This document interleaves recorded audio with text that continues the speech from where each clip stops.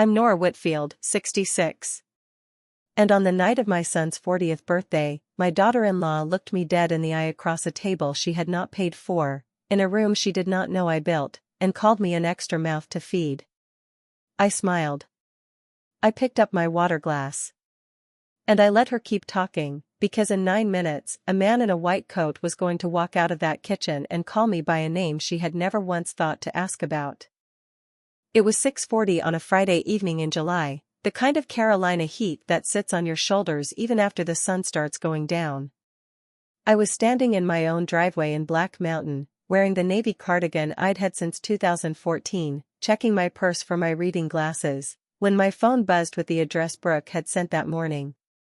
Skillet and Sage, 8, Depot Street. Dress nice, she'd written. It's a whole experience.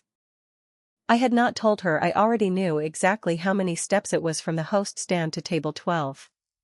I want to back up, because you won't understand what happened at that table unless you understand what I was carrying into it. Not a purse.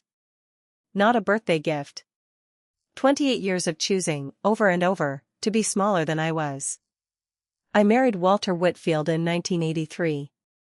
He was a line cook at a diner off Tunnel Road, and I did the books for a feed store 2 days a week and waited tables the other 3. We didn't have money. We had a coffee can in the cupboard and a 5-year plan written on the back of a phone bill. In 1998, that coffee can and a loan from a banker who spoke only to Walt, never to me, bought us a failing lunch counter called Ruth's on Depot Street. 11 stools. A grill that popped and hissed like it was angry at us personally. The banker's name was Gerald Combs. I remember him because he shook Walt's hand twice and never once looked at mine. "Your wife's going to run the register," he'd said, like it was a hobby. "My wife," Walt said, "is going to run the restaurant. I'm going to cook what she tells me to cook." We got the loan. $31,000 at a rate that would make you wince today. The week we signed, my grandmother Ruth sent a package from Spartanburg. Inside was her old cast-iron skillet, black and heavy and scarred, with 2 initials scratched into the handle by her own father in 1941. R.M. Ruth Mabry. She'd cooked on that skillet through a depression and a dead husband and 4 children she raised alone, and she wrote me one line on a card tucked inside. "A full table is a full table. Don't let anybody tell you different." I still have that skillet. It hangs on the wall of my office at the restaurant, not for decoration. For memory. We renamed the diner Skillet and Sage in 2003, after the bank finally let us expand into the space next door. By 2011 we had a wine list.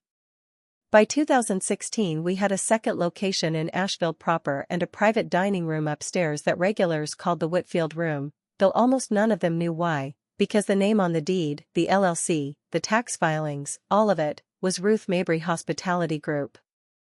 My grandmother's name. Not mine. That was deliberate. I'll tell you why in a minute. Walter died on a Tuesday morning in March 2016, at 5:10 a.m., prepping stock in the kitchen of the original location, a wooden spoon still in his hand when the paramedics got there. A stroke, fast and total. He was 61. I was 56. I finished the lunch service myself that day because 74 people had reservations and I didn't know what else to do with my hands. I tell you all of that so you understand, I did not inherit a restaurant. I built one, twice, with a dead man's spoon and my grandmother's skillet and a stubbornness nobody in my family has ever bothered to ask me about. My son Derek was 29 when his father died. He works in commercial insurance now, does well enough, drives a Volvo he's proud of. He is not a cruel man. He is a man who has spent his whole adult life doing the smallest amount of confrontation required to keep the peace, which is its own kind of cruelty if you're the one on the losing end of the peace. He married Brooke Kavanaugh in 2013.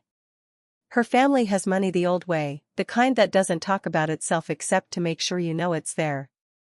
Her father golfs with judges. Her mother, Deborah, once asked me at the rehearsal dinner what Walt and I had done before he retired, and when I said we still worked, she said, "Oh, how sweet, staying busy, in the tone you'd use for a woman doing crossword puzzles at a nursing home. I let her think that. I have let a great many people think that, for 28 years, because my grandmother taught me one more thing besides the skillet. She taught me that people who need you to be small will find a way to make you small if you hand them the knife. So I stopped handing them the knife. I wore cardigans from the clearance rack. I drove Walt's old truck long after I could have bought 6 new ones. I let my son's wife believe that his mother was a retired diner waitress living on a modest pension, because it was easier than fighting for her respect, and because, if I am honest with you, some small mean part of me wanted to know what she'd do with a person she thought had nothing to offer. I found out. I should tell you about February of this year, because it's the reason I was standing in my driveway that July evening with my heart doing something it hadn't done in 11 years. I was closing the Depot Street location on a Tuesday night, doing the walkthrough I always do, checking the walk-in temp, checking the reservation book for the morning, when my chest went tight and cold, like someone had set a flat iron on my sternum. I sat down on a milk crate in the dry storage room and I did not call an ambulance, because I am the kind of woman who has spent her whole life deciding other people's emergencies were more urgent than mine. My sous chef, Marcus Odom, found me 20 minutes later, gray in the face, and drove me to Mission Hospital himself, running 2 red lights on Charlotte Street he still won't admit to. The cardiologist was a woman named Dr. Priya Anand, mid-40s, quiet voice, the kind of doctor who writes things down while she's listening to you so you know she means to remember them. Mild cardiac event, she told me. Stress-related, treatable, a warning shot, not a bullet. On the morning I was discharged, she sat on the edge of the bed with my chart closed in her lap, which I'd learn later was her signal that the next part wasn't about my heart rate. Mrs. Whitfield, may I ask you something outside my job description? Go ahead. Who takes care of you? I opened my mouth to say my son, and nothing came out, because it wasn't true and we both knew it. I run 2 restaurants, I said instead. 41 employees between them. That's not what I asked. I looked at the window. There was a parking garage across the street and a strip of sky above it, flat and white. I feed a lot of people, doctor. I know, she said. I had the salmon at Skillet and Sage on my anniversary. It was the best meal I'd had in a year. She stood up, buttoned her coat.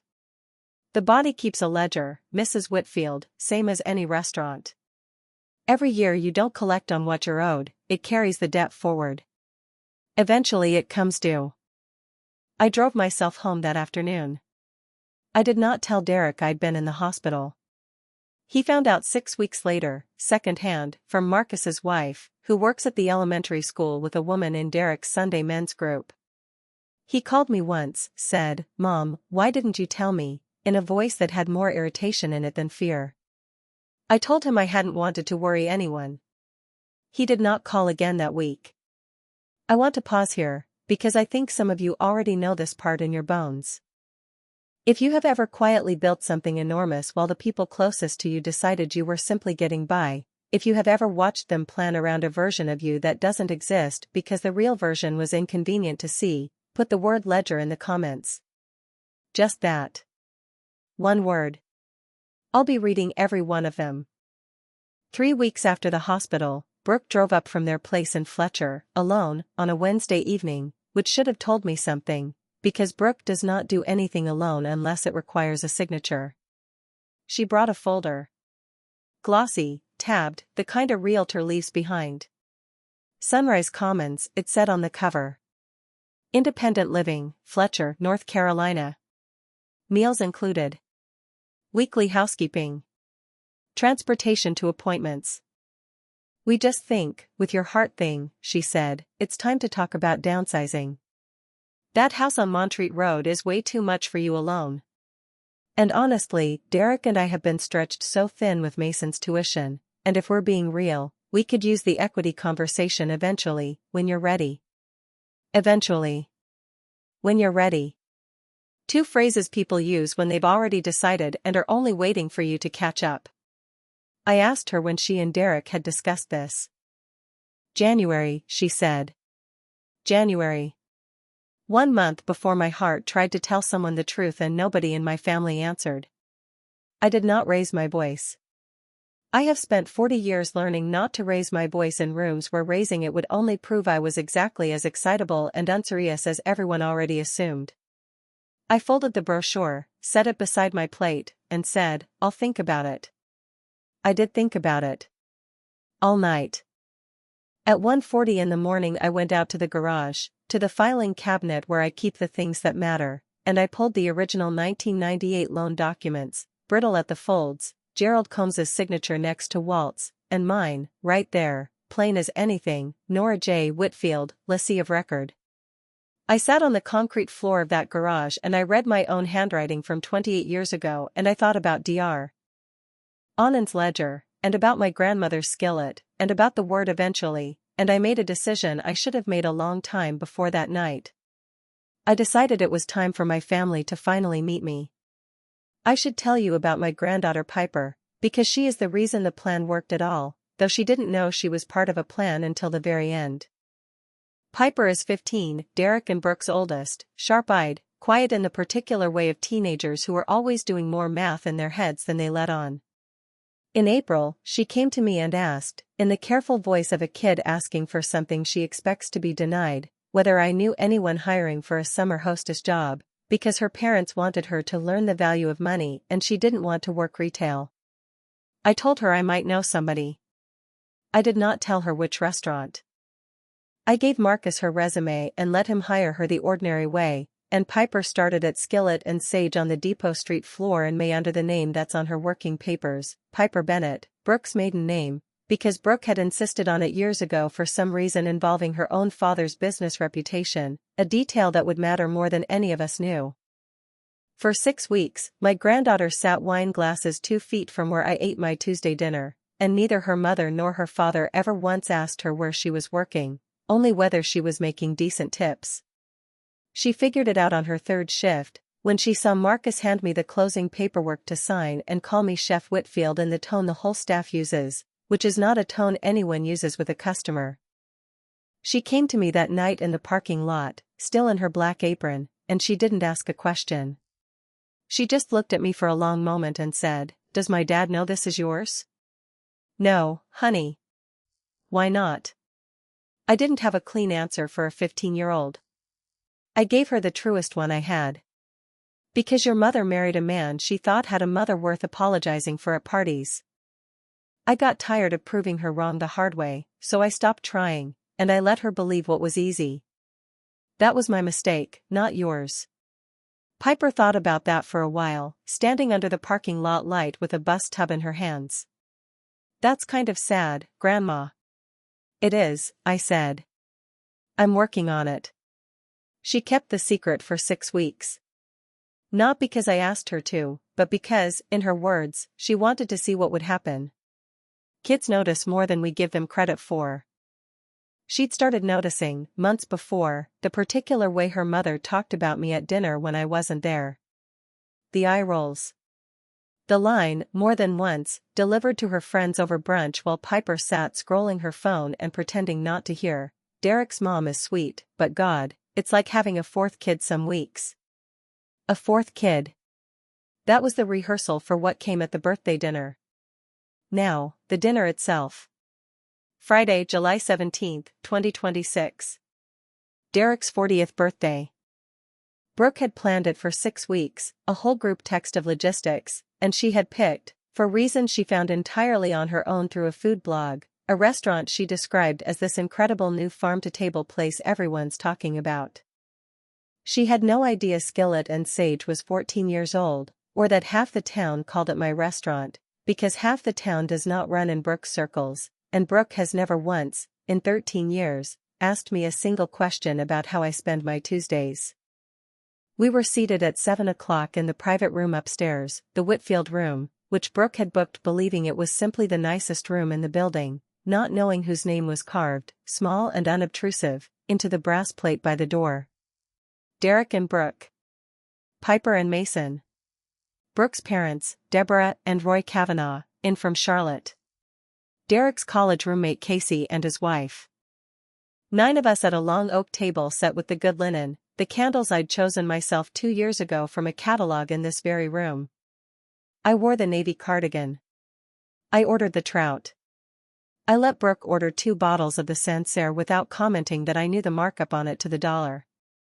The conversation, for the first 40 minutes, was pleasant enough.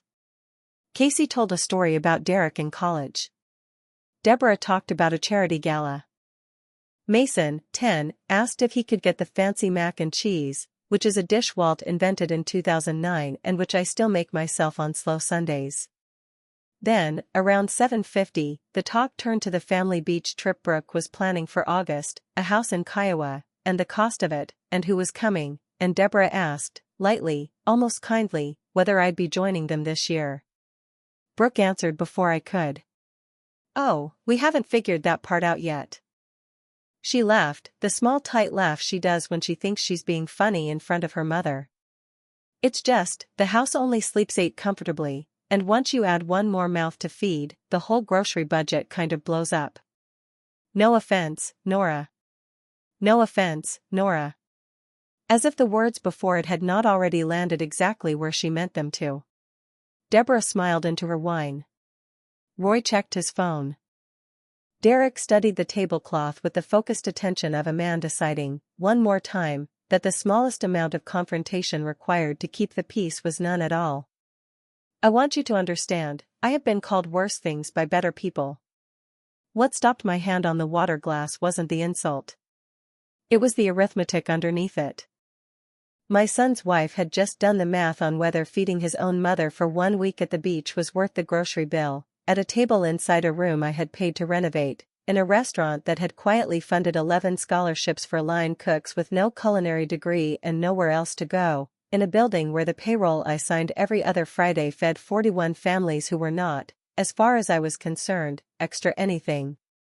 I did not raise my voice. I set my water glass down, slow enough that the ice didn't rattle.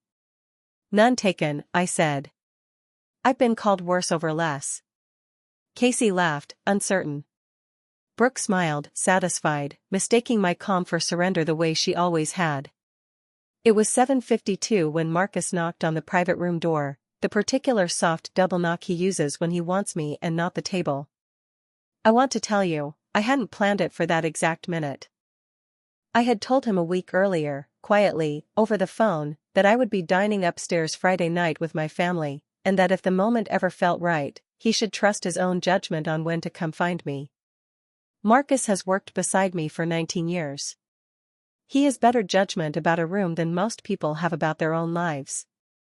He opened the door and stood there in his whites, 44 years old, steady as a post.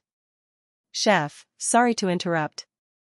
We've got a walk-in from the Beaumont party downstairs, they're asking for you personally, and the Kirklands sent word they want to thank you for the wine before they head out. Also, kitchen wants a read on the skillet cornbread before we 86 it for the night." 9 seconds of silence. I have never heard a room go that quiet that fast. Deborah's fork stopped halfway to her mouth. Roy looked up from his phone for the first time in 20 minutes.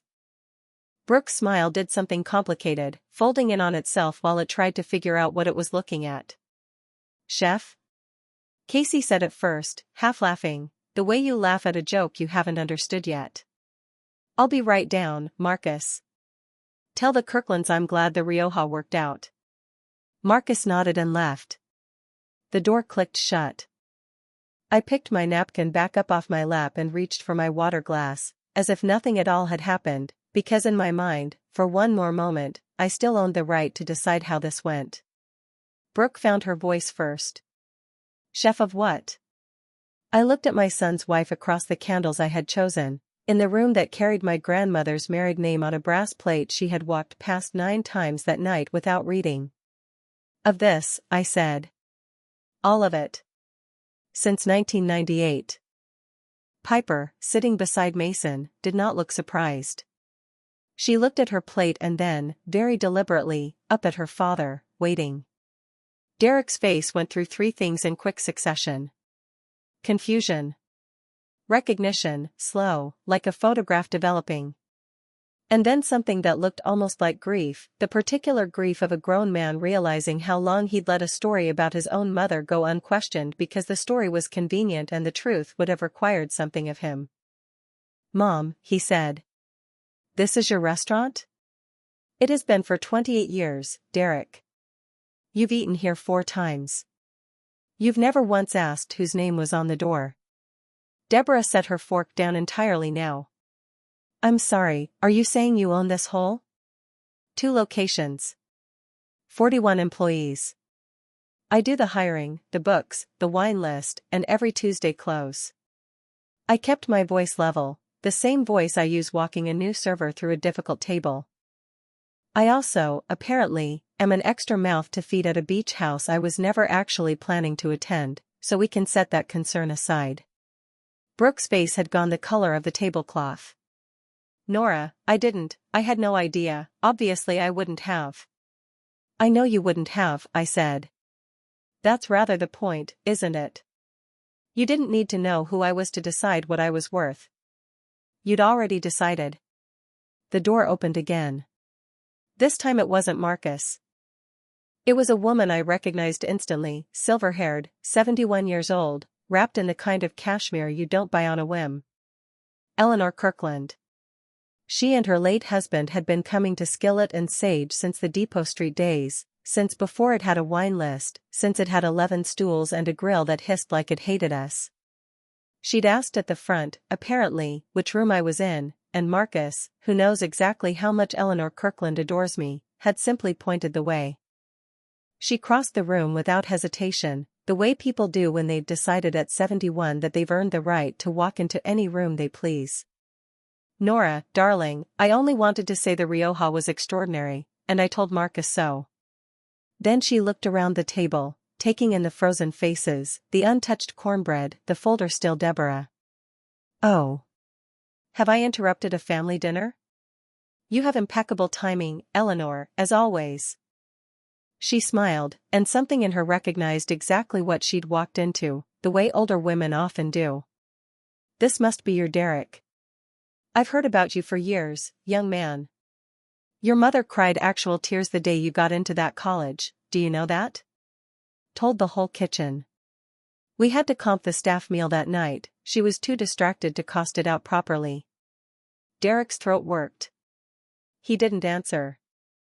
Eleanor turned to Brooke next, and her voice, though still pleasant, had a new edge in it, the edge of a woman who has decided a correction is owed.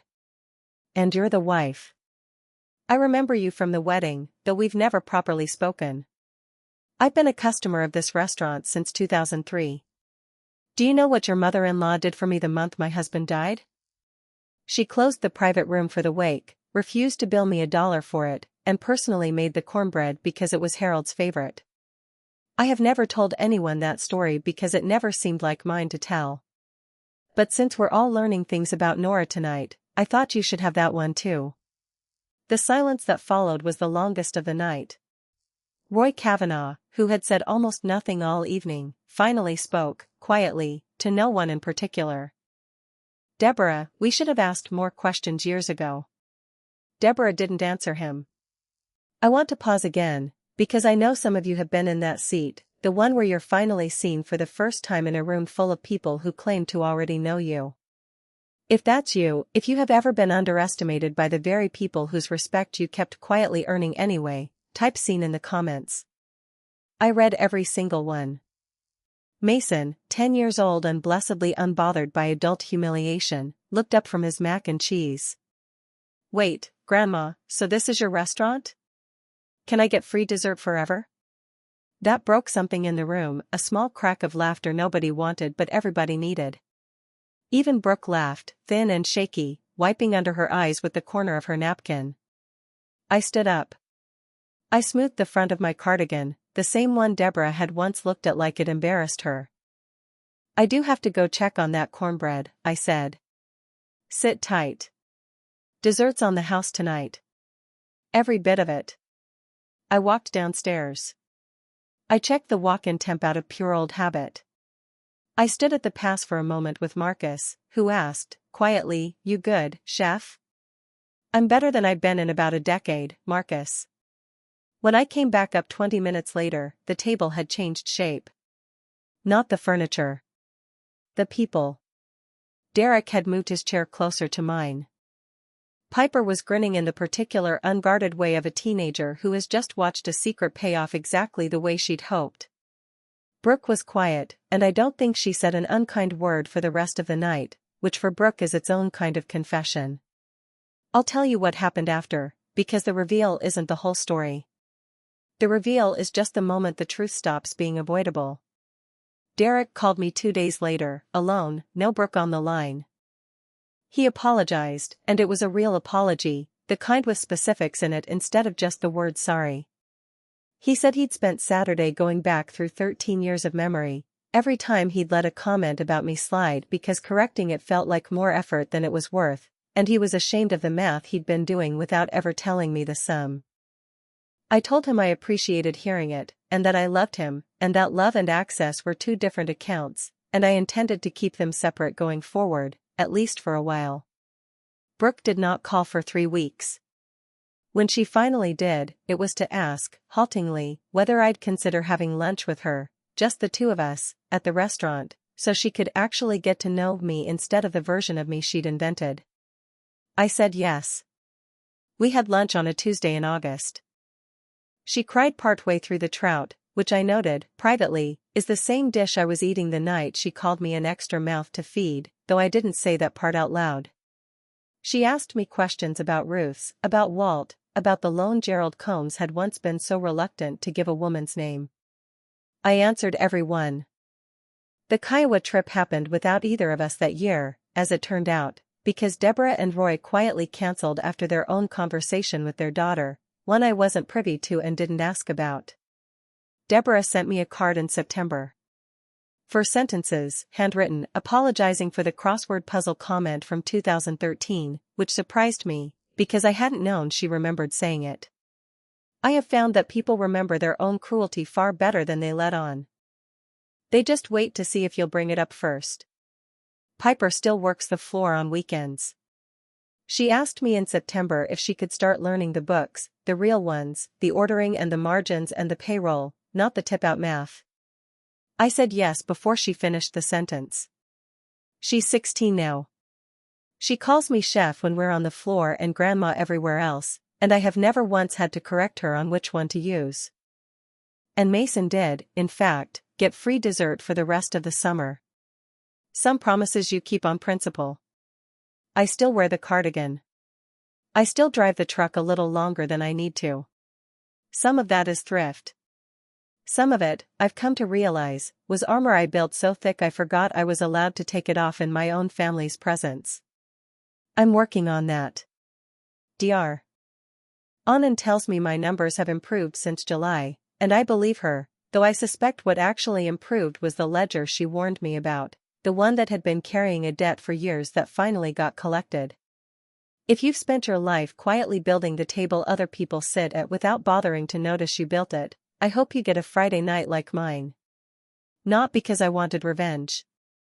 I didn't, not really. I wanted, after 28 years, to simply be known by the people who'd decided long ago they already knew enough. My grandmother's skillet still hangs in my office, initials scratched into the handle by a man in 1941 who had no idea how far his daughter's daughter's daughter would carry it. A full table is a full table, she wrote. Don't let anybody tell you different. Nobody tells me different anymore.